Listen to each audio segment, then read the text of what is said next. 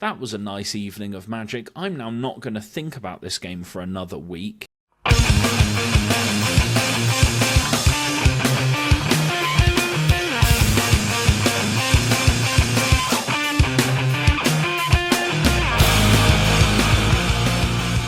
Hi everyone, welcome back to episode number 36?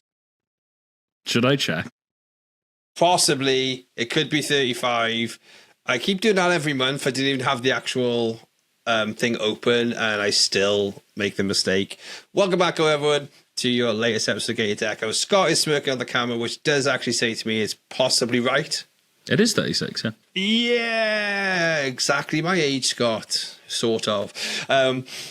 36 was a good year. 36 was actually the year I think I started playing Magic the Gathering as well. What, 1936? Oh, I teed you up for that one a little bit too well. Welcome, and hope you had all had a great Lorwyn weekend. This is your regular spotlight on the Magic the Gathering constructed formats, just everything to do with general community gameplay. If you have been here before and you haven't got here because you haven't followed or subscribed yet, it's about time you do it. The algorithm's telling you should come back because you've turned up here anyway. Let's be real, Dave. We don't actually offer that much useful input. We have the odd one here and there. Just play Abroid. Lessons can't beat Planeswalkers. That sort of. We have the odd pearl of wisdom, but most of all, it's just us talking bollocks. Let's be real. That is true. And surprisingly, 769 of you on YouTube don't mind that. So thank you for coming back time and time again to see us do that. Scott, Lorwyn happened this weekend. You were knee deep in it. I was up in London at WWE SmackDown, knee deep in Chelsea Green and Alexa Bliss. And of course, Kit Wilson. If you were knee deep in them, we wouldn't see you anymore, let's be real. But most importantly, Kit Wilson. For any of our Western fans listening, you do know why that's what happened with Kit Wilson, by the way? Just out of nowhere decided, I'm just going to be one of the best wrestlers on the planet. And just develop the best gimmick, full stop. Kit Wilson! Mad. Absolutely mad. But listen to that on our yet-to-be-released wrestling podcast, which I need to start watching wrestling again, baby. So, Scott, you Lorwyn it up. How was it? What was the vibe like? What was the general take on everything to do with the set? It was very good, very positive. It was a nice change from the negative sentiment, especially online, surrounding UB, as much as I can wax lyrical about how Final Fantasy and Avatar and Lord of the Rings worked, because they were... Yeah, they're UB sets. They're using someone else's intellectual property, but they were sets crafted with love and they felt like Magic sets. And that's the difference when you compare it to Assassin's Creed, Spider-Man. We'll wait and see with Teenage Mutant Ninja Turtles. Some people got a bit of an early look, shall we say. We've seen, I think, every single rare mythic from the set because they were in American pre-release packs as the promo. They sure were. We don't. Whoops. Whoopsie indeed. Obviously, shout out EU quality control, and we haven't seen anything leak out from our area. Yeah, the Pinkertons are going to be busy this season. Yeah, definitely seen some interesting things across the space. Ever since the Pinkerton thing as well, I think creators kind of just go, shall I talk about it? Well, we're going to talk about what we want to talk about. Big oopsie, big mess up.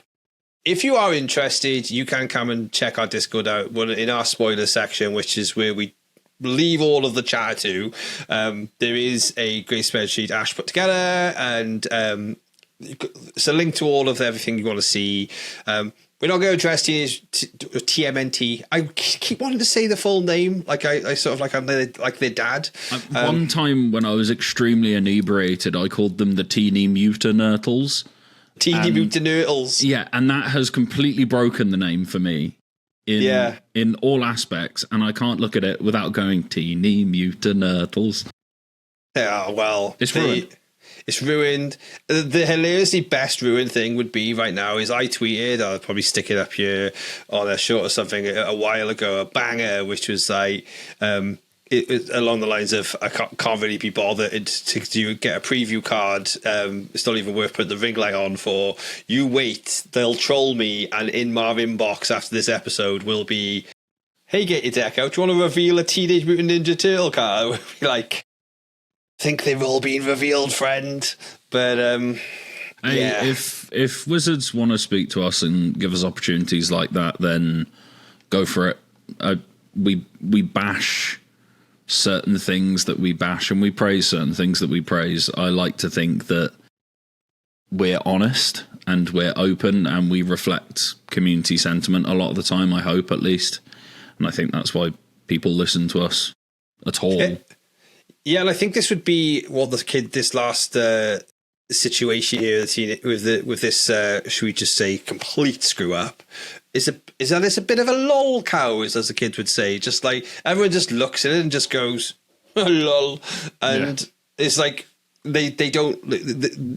So it's like, oh, here we go again, like another mess up with UB, and it's a real shame because I just think that, like if this had been a completely separated secret lair, we would have eaten it up. Like we'd have eaten it up. Or even if you'd have released it like 3 times across the year, like we'd have eaten it up. But yeah. Another reason why I hope 2027 we turn the corner into just maybe 1 or 2 like specialist sets. But yeah, back to Lorwyn. I feel like that is wishful thinking at the best of times.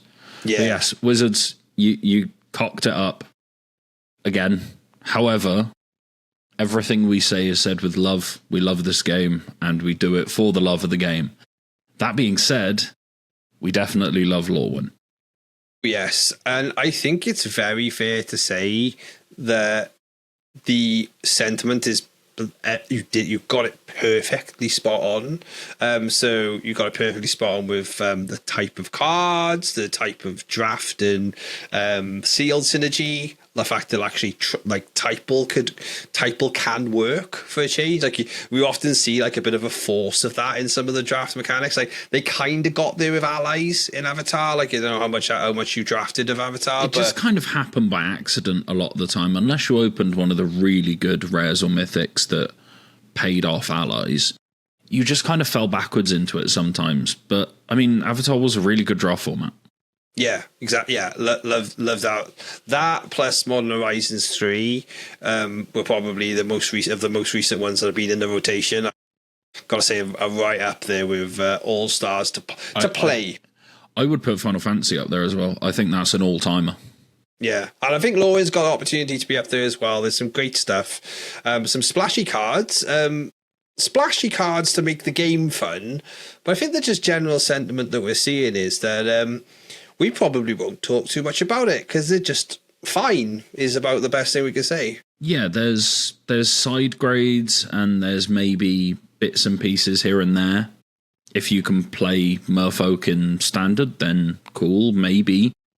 There are some really powerful Merfolk in the set.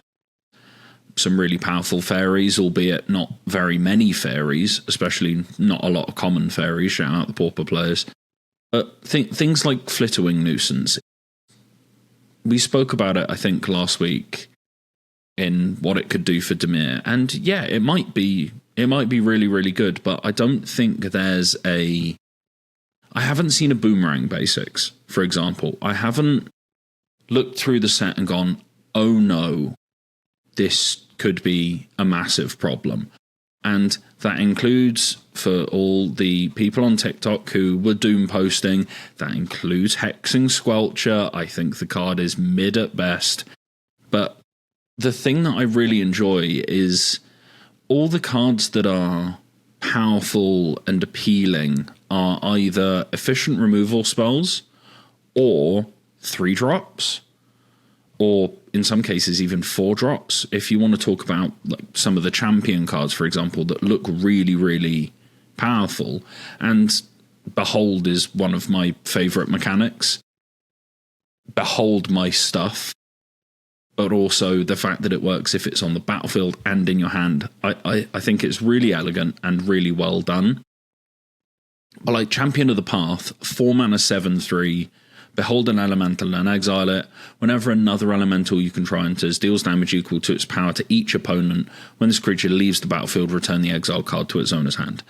So 4 mana 7/3, that's obviously large. That's a lot of stats for 4 mana, and an effect that will end the game very, very quickly, especially if you follow this up by evoking 2 Wistfulnesses or something like that.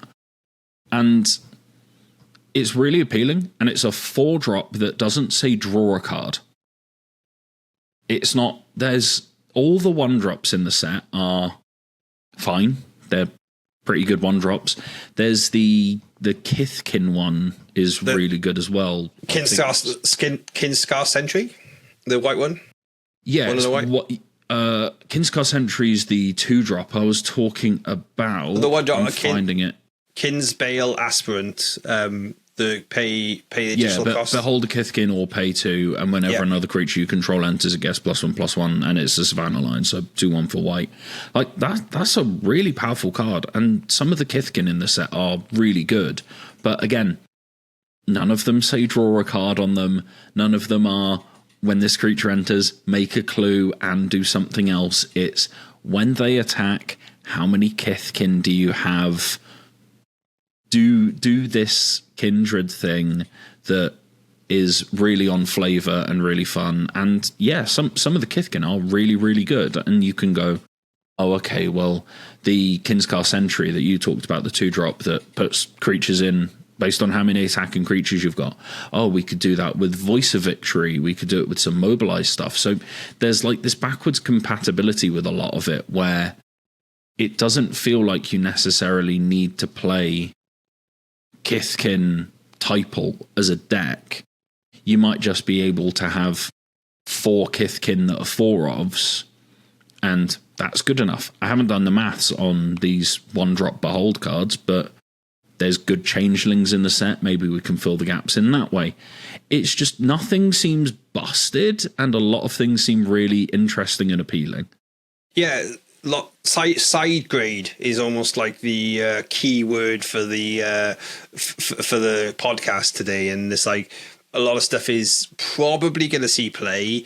It's probably not necessarily going to like shake the whole tree up and like take some of the top decks away. Like example, Simic or Abroid, I think it's going to get a couple of cards from this. Like them, maybe play them, maybe not. Rotate them out. You're going to possibly see. Not possibly, definitely see additions to the Live and End deck. I think the elementals are like very, very clear and clean. Wistfulness in particular, but also Deceit in that deck. Wistfulness being able to not just be a big doofus that goes to the graveyards, but draw 2 discard card. They were already playing the Steamcore Scholar as well as like a discard outlet. It's basically that, but huge. Mm-hmm. Worse in the fair games, but then is it? Because then you just cast it for its full cost, and 3 for 1 if you can reliably exile artifacts and enchantments. Shout out Izzet Lessons. Like, Spell Snare is going to be a player. Requiting Hex is a good removal spell. It's not insane. I don't think it is the second coming of Fatal Push in that standard format. I think it's good. I don't think it's insane. But like even stuff like Nameless Inversion, like +3/-3, loses all creature types, but it itself has Changeling and is a shapeshifter. You can reveal that to one of these Kindred cards and go, hey, this is my elemental. So maybe there's something there. Maybe not. People need to have a play, and people need to play the game. Yeah, enjoy the game. Get into the Modo trenches and see if Goblins is actually a deck. There's some really good Goblins already in Standard, and a lot of the black-red Goblins in the set are pretty efficiently costed for the effects that they have. Like there's Grub sitting in front of me, which doesn't seem amazing in Goblin Tribal, but like Bogut Cursecrafter, 2 mana, 2/3 Death Touch. Whenever another goblin you control dies, it deals 1 damage to each opponent. That's just a good card. Yeah, exactly. The goblins look really solid, and But as we say, not obviously supported right now, or we've not got a reason to think the deck's going to be there. What we'll probably see, and this is the classic, is Tuesday when this podcast comes out. That's when Modo Arena go live. Modo will instantly get straight on it, and we'll get straight on it with something completely left field will come out of nowhere, and because no one's going to be able to react to it yet because it's going to be just so early on. Everyone's going to be calling for it to be banned.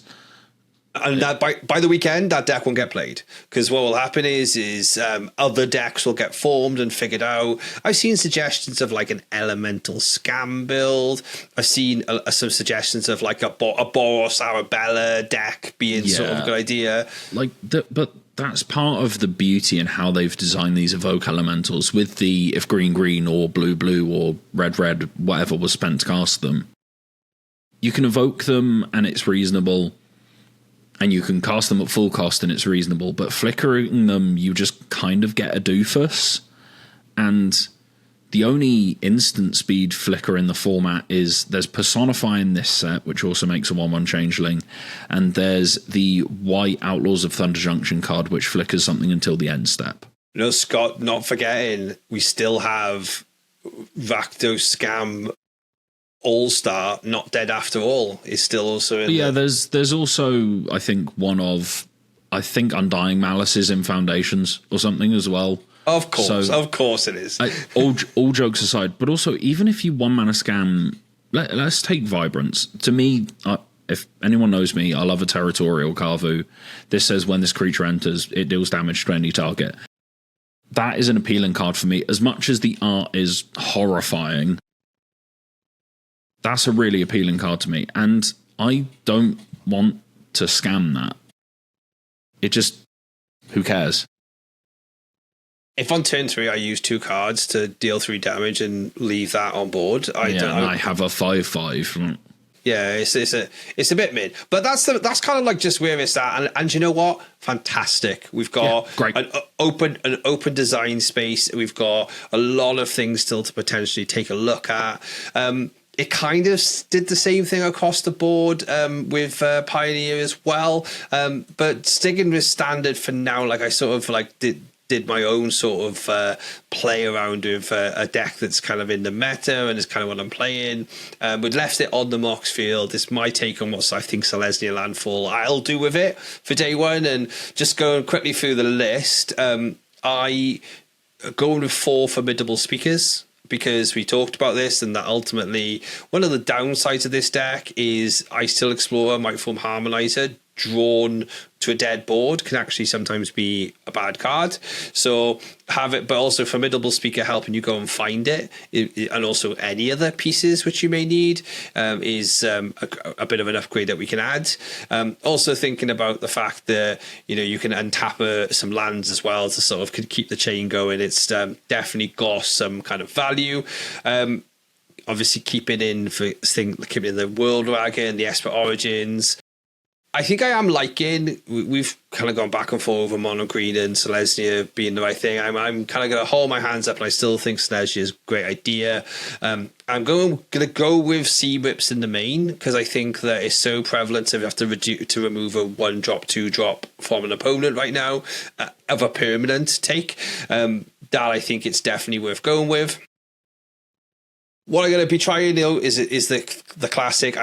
Ultimately with Sapling Nursery, because your forest count of your 26 lands is actually 14, I think you can afford to play Sapling Nursery instead of Felidar Retreat, because again you'll get 3/4s, they protect themselves. You're gonna cast it for 4 mana. I know it's got an 8 casting cost, but you will have enough forests in play that 4 mana is going to be no problems there. I thought about the Elemental to replace Scrap Shooter. I still think it could be something you could think of in time, but left it out for now. That's part of it, though, is I don't think you want to be playing any of these elementals unless you're both of their colours. Yeah, and that was pretty much where I was sitting, was like, what a benefit am I getting here, other than if I want to spend 2 mana on a removal spell, I may as well play a much more effective removal spell. So, and I'm never really wanting to cast the body here. So I didn't keep it in for that particular reason on that build. I also thought about just maybe playing mono green, get a mono green saddle back up. Mono green Pioneer is always fun. And as we mentioned with the Behold mechanic, you've got a lot of elves. You've already got 8 of them. So maybe why not play 12 of them? Stick some Bloom Tenders in as well. Because ultimately, a lot of the time, you are going to have your ley line in there. And you're going to be able to get loads of mana, actually get the champion of the perfect back out, because you could be easily getting discarded an elf and combo off really, really quickly. Thinking about it as well, that is one where you could potentially play the Wistfulness, because you can actually go get your Nixthos Shrine to Nyx. Again, something to think about. It's also again like a removal card as well. So you're talking about Vibrance, where you Vibrance, Vibrance as a card there as well. So lots of, because you can also go get your Besage as well then, because that's like a removal in that piece. So, but it's like bits and pieces, right? Also, just shout out to our moxfield. You talked about having Leyline in this deck. You forgot to put it in. I forgot to put that. He so called me out before I did it. It will be adjusted before the episode goes. Nice Bloom Tender, bro.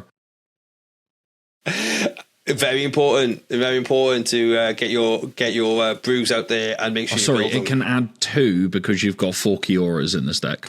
See, that was where the edge was found. Huge brain. You can cut these Ulvenwald oddities and shit. You need Ulvenwald oddity, the trample haste thing. I maybe play 1. Play 1. Yeah, and the Plucus. So you draw your entire deck with mono green, isn't that like the point? Yeah, you draw your entire deck and then win that turn because you can flip it and it gives it tramp. Yeah, I know, but you don't need to play 2. You can cut that. You can cut one of the Pelucrinoses. You can maybe trim a Cavalier of Thorns, sure, something like that. Because you want to put a leyline in, right? You want the explosiveness. If you have thought about this for Pioneer, share us your build of mono green post the new cards. Please do. The actual outcome, though, I think we'll probably say this always before any financial advice is given here. Don't be buying anything. Figure it out. Play it online. Play it on Magic Online, where you can go rent it for a few quid. Figure it out before you commit to anything. And also specifically with Pioneer, have a play group to play with. Damn, there's not even RCQs, right? So please just have someone who's going to play it with you in paper, because that is a big, big struggle.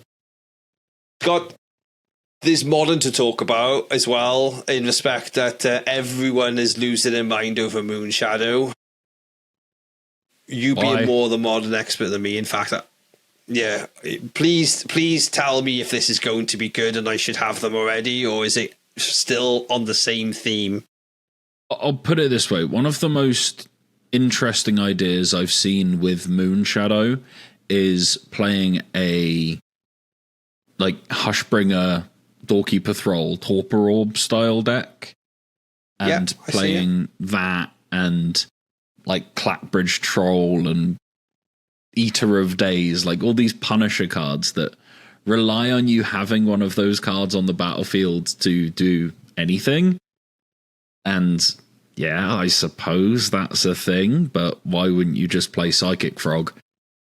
I think Moonshadow in Legacy is actually really interesting, because number 1, you get Urza's Bauble as well as Mishra's Bauble, so you have 8 baubles. Yeah.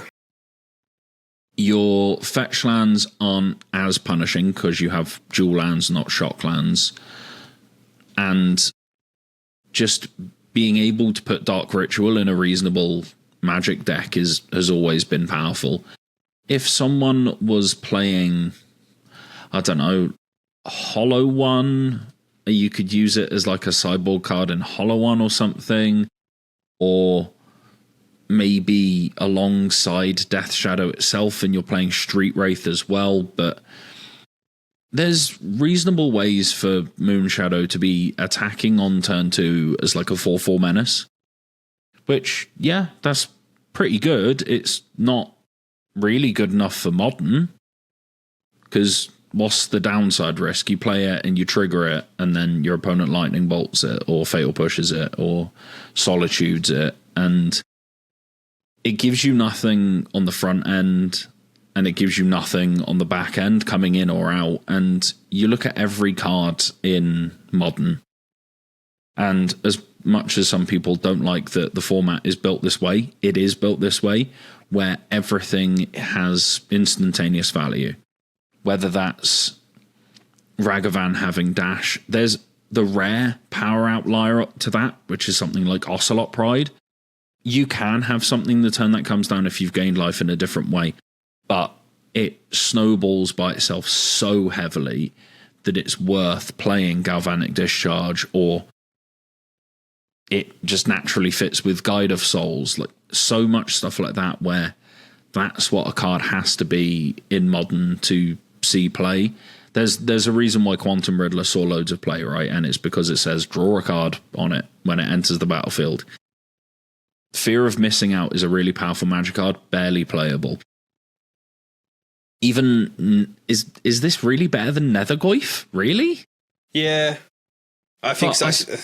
Like 4 Nethergoyf, 4 Death Shadow, 4 Moon Shadow, Mishra's Baubles, Street Wraiths, Thoughtseize, like an old school, I'm going to use the term, as much as some people don't like it, of Suicide Black, where it was always just throw yourself at them and try and get them dead as quick as possible. Nowadays it would be like Mono Black aggro, or like Turbo aggro almost, but again, that's more appealing to me in a format like Legacy, where you can blow through their force of will, and you get to play Dark Ritual, and you get to play even something like Hymn to Torak, which is a really powerful magic card. It's just not quite there. I think, yeah, in Modern, if you said I'm playing Nethergoyf, Moon Shadow, Psychic Frog, maybe Death Shadow as well, I'm coming to the table, but it's only because I have a big attraction to decks like that, not because I think it's going to be very good. And with Moon Shadow being, what is it now, like 20 quid, something like that? We've seen quite a downward spiral of the card prices, and I think that is very a testament to, hey, we're back on what I'd class acceptable prices for play booster boxes. Yeah, it's like 15, 20. Yeah, so we're clearly still obviously in pre-release pricing, so like that could drop all the way to 5 from here, and it could spiral up. Talking about it with Legacy, if you are bringing that deck to our European Legacy Masters qualifier month, where you can find more info about that in the description, we've actually sold over 20 tickets already for that, which is fantastic. It's actually playtest friendly as well, and Legacy is a really, really fun format, and it's real prizing. Come to our link in description to find out more about that. All I'm going to say is I saw a deck list theorized with that, and it was Hymn to Torak and Dark Rituals and Wastelands. You got my attention. I'm kind of in. Maybe we'll see Scott there playing it, and with his most eloquent printer possible, because that's a heck of a lot of expensive cards. Hey, Wasteland's not that bad, right? Yeah, we actually. It's a debate for another pod, though. But someone was saying to me the other day about how if you didn't have to pay for your duels in Legacy, the format is just the same price as Standard right now. And it was actually such a really compelling argument that, yes, still some incredible outliers out there from like 1 or 2 type printings, but yeah, if I look at my Lorwyn my Lorwyn deck in the Moxfield for Silesian Landfall, the current predicted price on Moxfield is $765.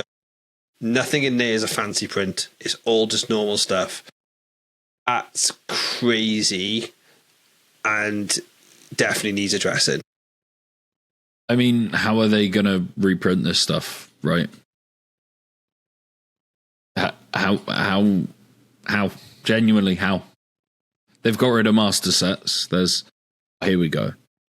I've just found a mono black deck list. So 10 fetches. That's fine, I got them. 6 swamps, 4 wastelands. Mishra's Baubles, Hymn to Torak, Thoughtseize, Dark Ritual, Fatal Push, Stalactite Stalker, Orcish Bowmasters, Nethergoyf, Moonshadow, Douthie Voidwalker, Barrowgoyf. See you on the 21st, everybody. I'm in. That sounds fantastic. It's on like Donkey Kong. Oh, good stuff. All good stuff. A very, very good set. No complaints from us here. No complaints actually, again, from a pricing perspective as well. I think 120. Well, I think, okay, like a shout out Mythic Goblin, who I was in London, £120 for a play booster box. That's okay. Like, if you're going to do a draft with mates, that's about 15 quid each. That's okay. So it's not.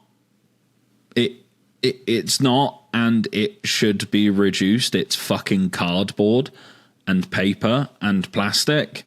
However, in the current death wail of a crumbling empire in America and the British one, and various forms of running countries and the world just failing all around of us, everything is so damn expensive. And it's like when fuel was £1.50 again after COVID, and my partner, like, I love her to bits, but she went, fuel's cheap, and I went, no it's not. And she said oh no, because she knew I was going to go on a rant. We all remember, or at least people our age, Dave, when fuel first went over £1 a litre. Do you remember that? There was like protests. Yeah, people were like marching in the street. And then in COVID, it hit £2.30 and people went, there's a pandemic, innit? Like, oh, Putin, you had a lot to answer for, friend. That's is that a wild conspiracy theory, or are you just attributing Putin's invasion of Ukraine also to the petrol prices? It re-spiked, didn't it? Because it went down with COVID and it spiked. It spiked the thing, but God, that is on our. Yeah, no matter what happens in the world economy, we as consumers will continue to be shafted by the powers that be, because billionaires need to build another yacht where they can imprison children, and that's apparently the only way that they can feel something and feel joy. Stop driving the prices up of my children's card game, you corporate lizards. That's the rant for today. We're not getting that preview card, Scott. That's the rant for today. Hey, I respect WotC. I respect the people at WotC, and I love you all. However, I'm sure the people that run Hasbro are in fact reptilian overlords, and multiple of them probably have children in their basement. Oh my gosh. We're way past the algorithm caring about that, though. So if you have any deck lists that you are going to be playing, or you're thinking about playing in these early days, please share them to us on all the socials. You can Get Your Deck Out on basically every platform right now. Thank you to lots of you who started following on Instagram, where we're trying to be a little bit more like cool and like do some like trade polls.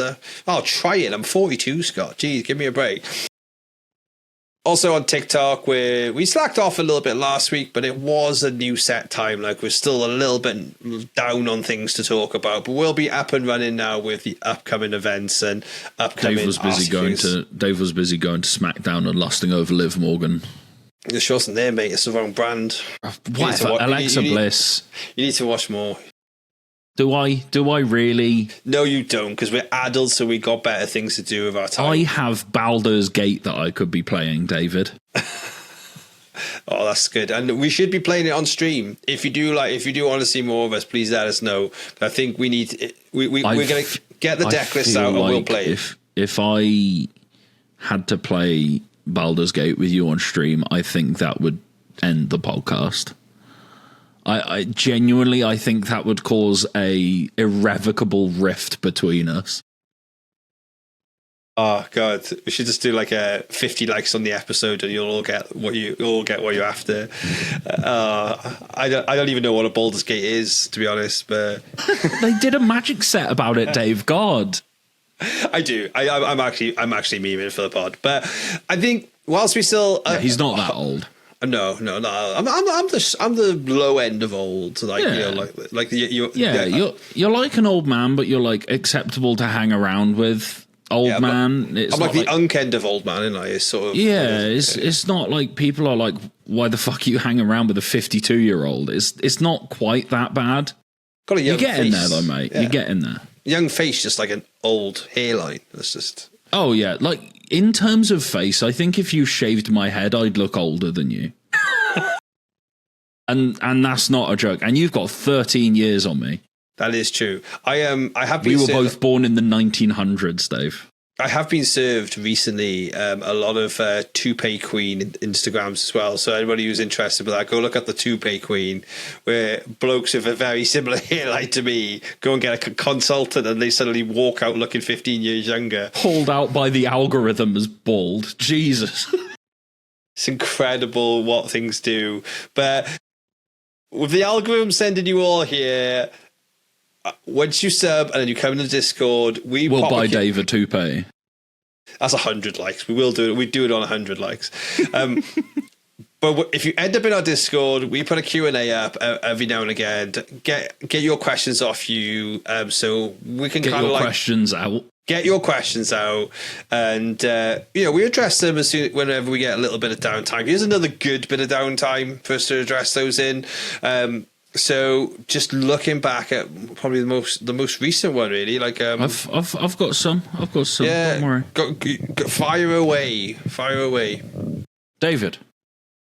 How does your experience of Arena MTGO differ or compare to tabletop play? So, what's the difference between playing online and playing in person, basically? I think it's like a scale of like Arenas over here, and then paper plays over here, and then Magic Online is sort of like actually quite a lot of attention needing to be taken. But I look at it as it's all reps, so therefore it's all useful. But if you're trying to get better at the game, from an experience perspective, though, I feel like if you want to do really well on Arena, you can get away with it on your sofa, clicking away and being lazy, because a lot of your triggers are handled for you.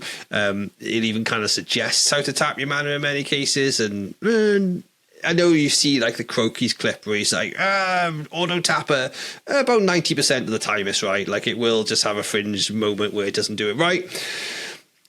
Magic Online, I think you need to be aware that there is a big jump up in quality. Because yes, there's quote unquote casual queues. You still drop a couple of tickets in though for you to basically double up your tickets if you win. People are a lot better. Now they're a lot better for that reason, the fact that people are on there to play in big level tournaments. Also, the digital cards have ultimately a value. So for those of you who don't know, you can effectively trade, buy and sell your cards on Magic Online. And also if you has a functioning economy. It's incredible, right? It's a bit broken if you want to play pre-modern, but that's a different thing to consider. People are actively on there. Years ago, I'm talking about when Dave did have a hairline, there would have been multiple people playing on there professionally and actually making a living. I believe there is still some people who make quite a good side hustle from it, but I don't believe we're in a position where we've got people earning salaries off it. The play level is higher, but I will say, if you then want to be competing at a high level in paper, it's the place you want to be playing other than Arena to sharpen your game up to a standard that you can then transition into the live setting. This is a little bit like the equivalence of online poker versus like in-person poker. Paper poker. Paper poker, as we call it. Do hundreds and hundreds of hours like going through betting patterns and like positioning and like just getting a vibe and a feel. But what you really need is a game sense. You really need like, why did they tap their mana, untap their mana there? Why did they look down at their cards when you did a certain thing? Are they double checking for a counter spell? Do they think they got removal? You don't necessarily get that online, but you do get much more of a vibe for it when people either like take a bit more time over a decision, or they are having to think about the way that they play things and position things. So that's the sliding scale for me. Like, play Arena, enjoy Arena as often as you like. If you want to, once you want to sharpen up, go to Magic Online. If you want to get really sharp, play in paper as much as you possibly can. Yeah, but do both, right? For sure. I think it's similar for me, but I'd put Modo and paper like on the same level. It's, you have Arena down here, and then it prongs, and then you have high level online play, and then paper play. And for a lot of us, that's whether it's just your weekly tournaments. If that's a big tournament to you, then that's okay. Like, and you want to practice for that, practice for it. That's how you improve. But then you've done that for a couple of weeks. You think, oh, Standard Showdown's coming up, and you do that, and then you do that a couple of times. Then you go to RCQs. Then you end up winning an RCQ. You go to an RC. You think, oh, there's a Spotlight series coming up. I'll go to that as well. That's that pipeline. You can kind of do that on Modo as well, where you have playing casual queues, then you're playing leagues, then you're playing challenges and prelims, and there's straight up Pro Tour qualifiers on Magic Online. Yeah, so yeah, that is fair, yeah. You can get to a really high standard of play just on Magic Online. On Arena, again, not so much, just by virtue of it being a ladder system by and large. You have the Arena Directs and stuff like that, so you can have some high level play on Arena. It's just A, financially unsustainable, and B, they're few and far between. Also, I will add that you can tell I care a lot more about the game when I'm playing Magic Online or in paper, because I'm wearing a lot more clothes than when I'm playing Arena. Like, generally, I know what you mean. Generally, when I'm playing Arena, I'm in my pants or I'm in work. Not at the same time, I might add. in your pants at work. Yeah, careful now, you perverts. But yeah, if I'm playing Arena, I'm playing Arena. If I'm playing Magic Online, I'm playing Magic, if that makes sense. Got you. Yeah. Where Arena is its own separate thing. It's the same game, and it is, I'm playing Izzet lessons on Arena, and I'm trying to make right decisions and playing them and taking them as seriously as I want to in that moment. But if I lose, I don't sit there and think, right, what could I have done differently to win that game? Yeah, like exactly. I would with a paper game or with Magic Online. I just kind of go, oh, well, click play, and then the neurons in my brain keep firing, and I keep having colours flashing up in front of my face, because we've all got the attention span of moles with ADHD now, and we just need constant stimulus.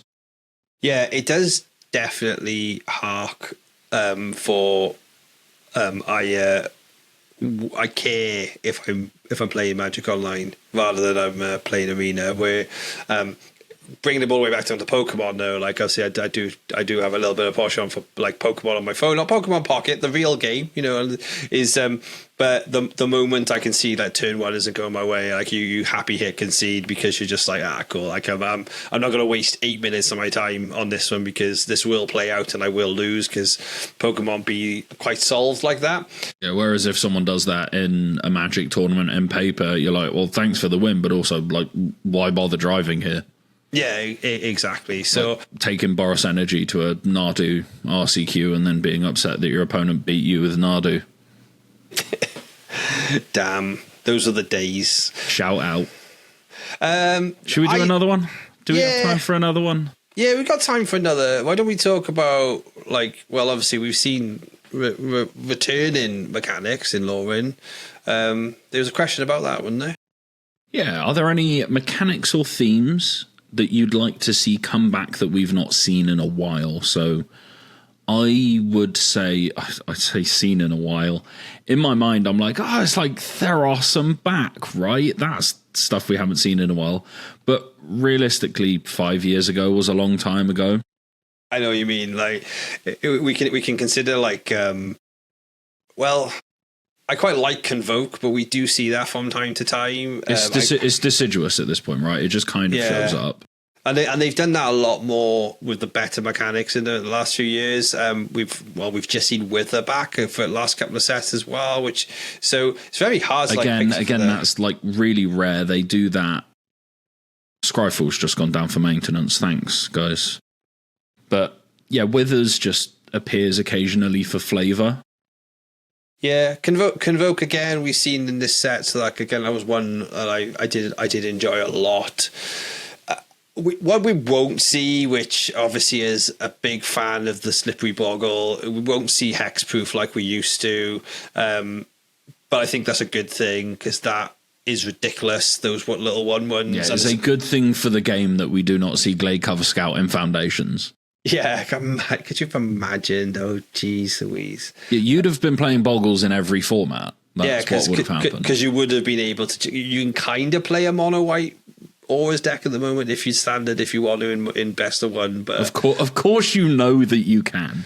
Oh, I get it tagged. Like, people literally know me, and I'll have like the DM going, "Have you seen this?" And I'm just gonna be like, "Yep." I've had to like shut it away in a box and say to myself, "I'm not playing best of one for my mental health." It's like me not taking Life from the Loams out of my bulk box for Modern. I'm just banned from doing it. I should not go down that rabbit hole again.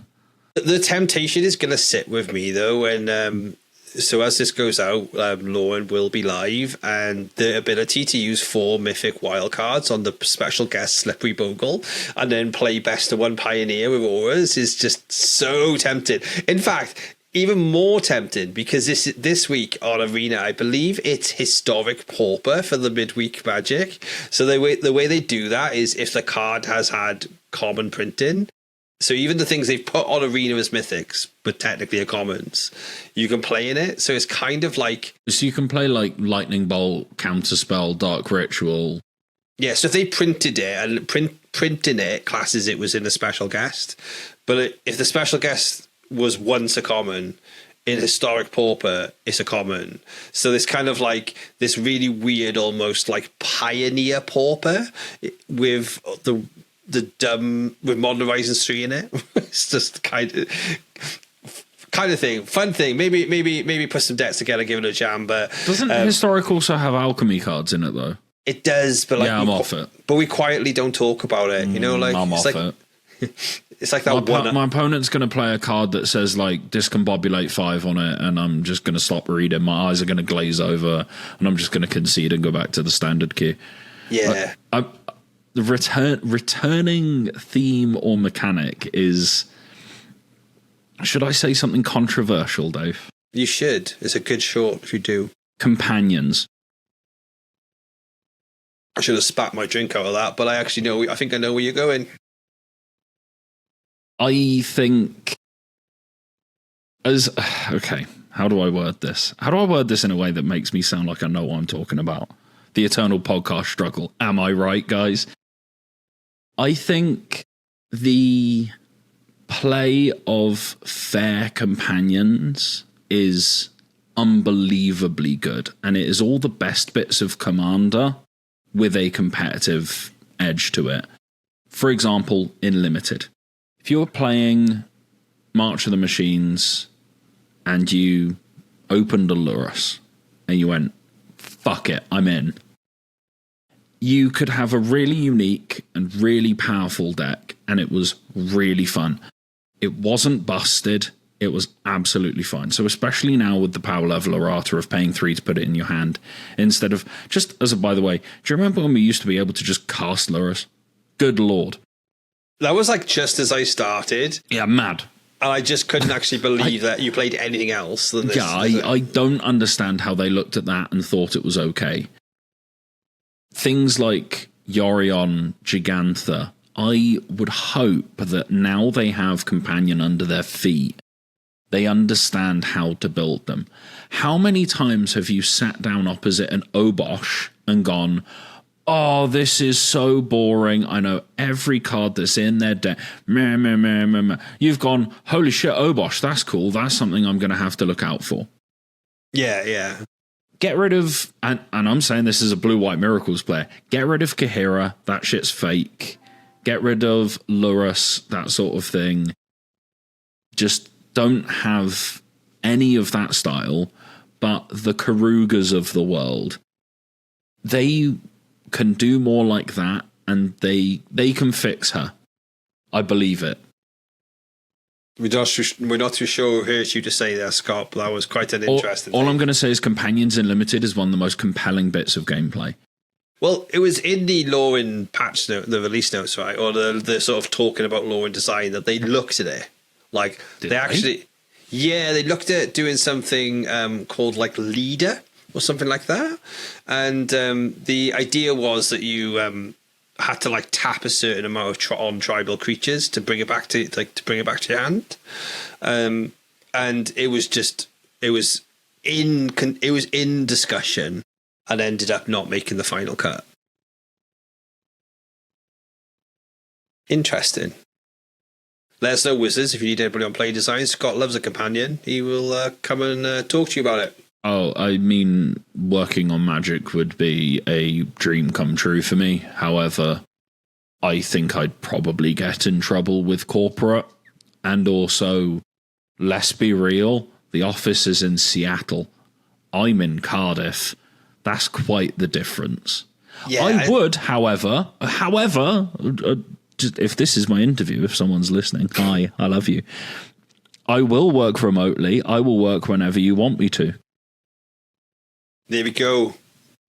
Corporate slave is ready to go, guys.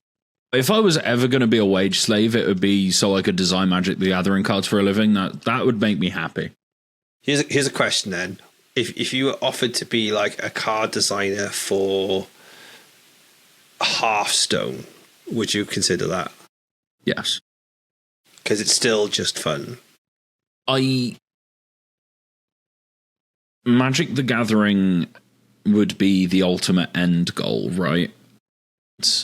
In game design, there's a lot of lateral movement.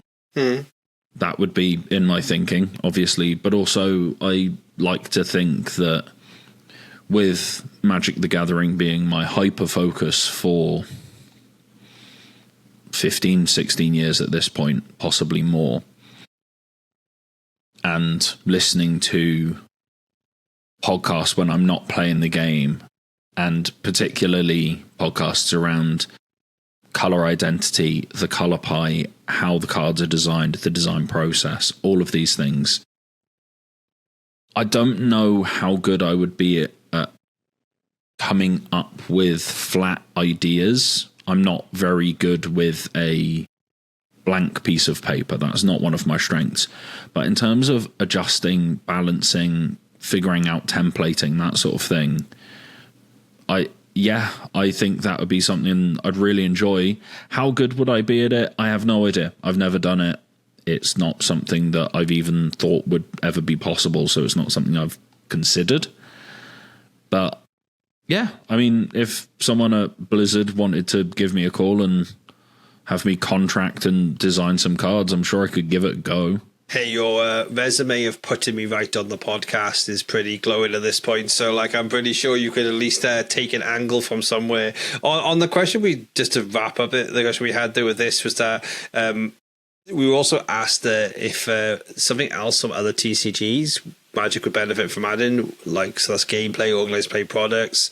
Not gameplay. Magic's the best at gameplay. We were just on products, and although, like we said earlier, like, it's still annoying that hobbies are expensive, but we seem to not want to complain this one. But also every single TCG is expensive. I think Final Fantasy is one of the cheaper ones, and it's still like in the hundreds of pounds to get a deck.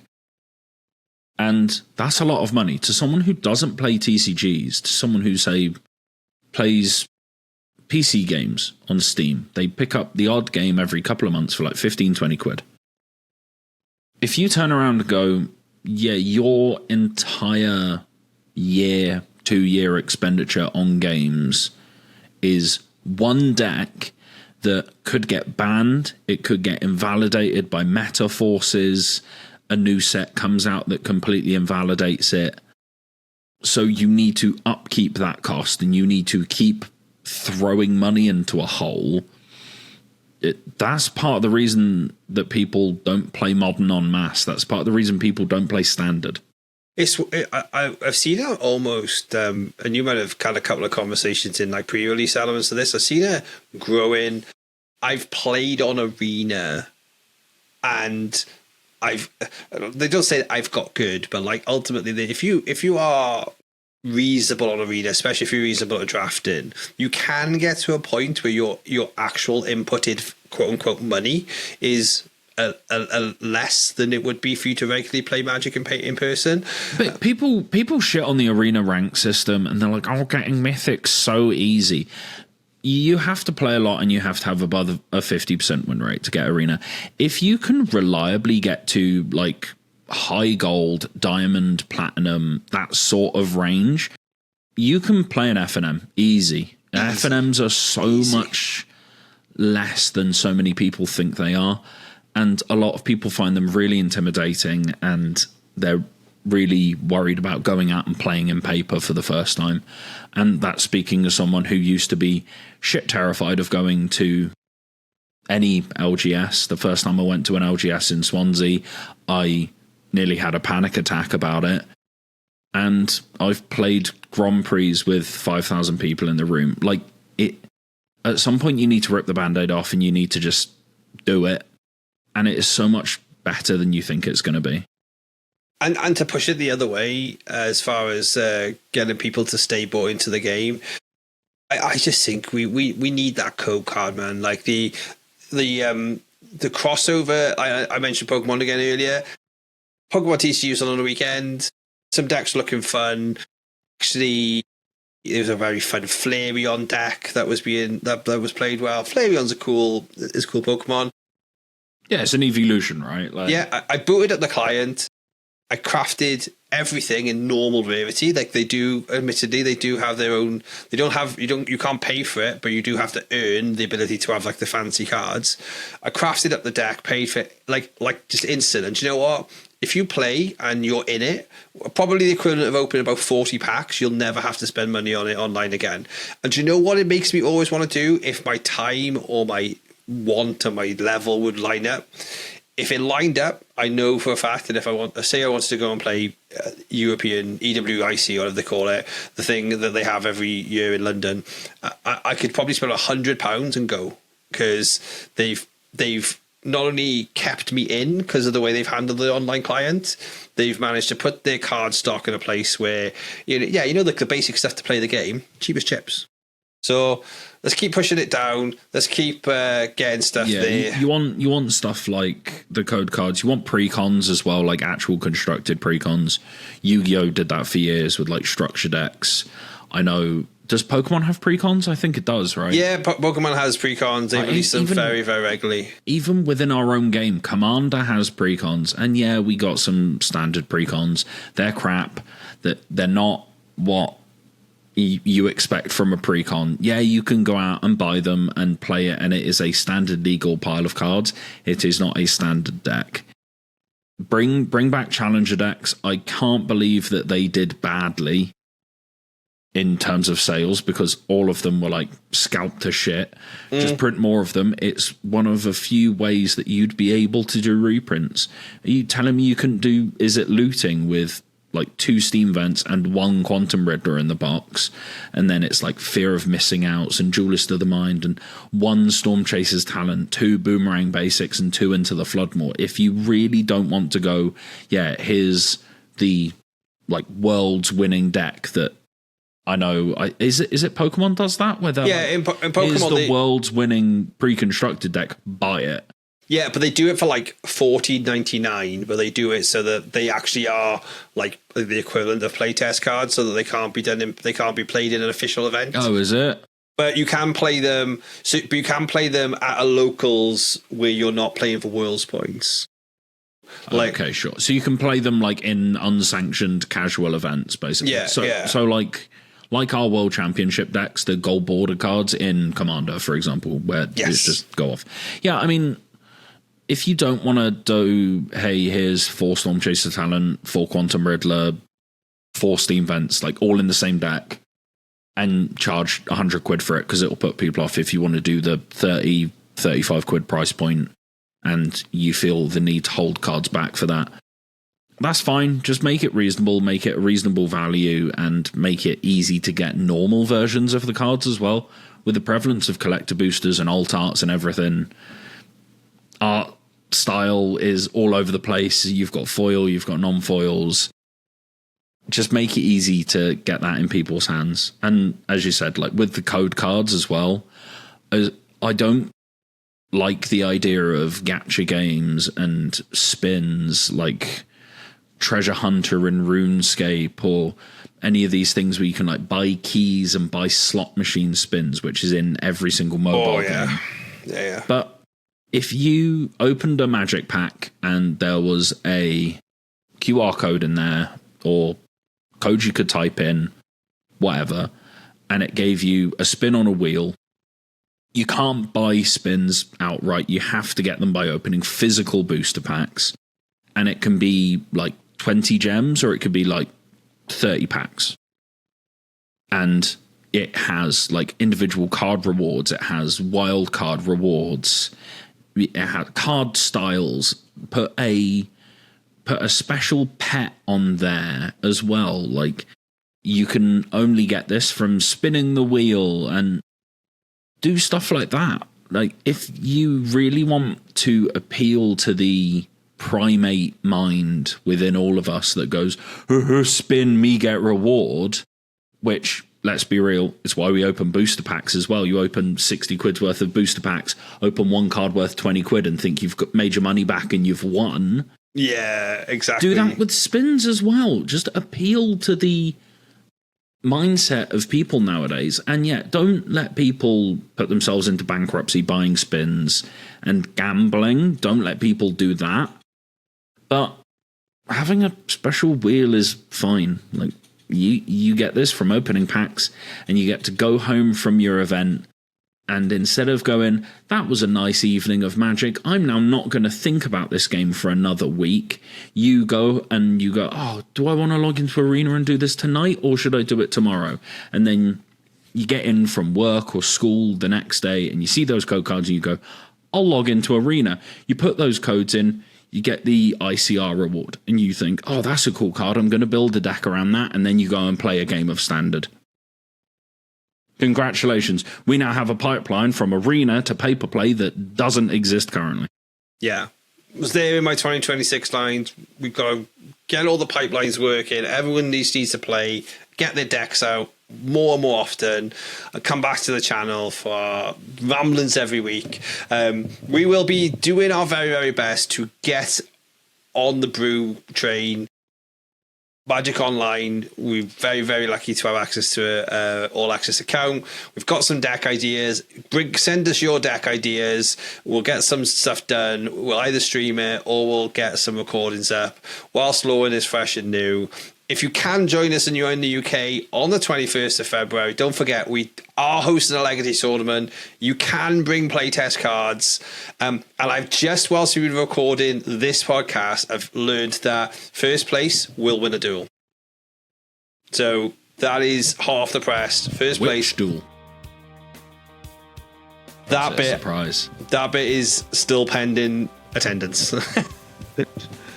But I've had first place will win a duel, and there will be multiple duels available. That's all I've had on the DM. So more of that in the Discords, in the links in the description. Thank you very much. I hope you enjoy getting your Lorwyn deck out. There is many more decks to get out as they come. If you want to see more turtles, go see the Discord, and we'll see you on the next episode.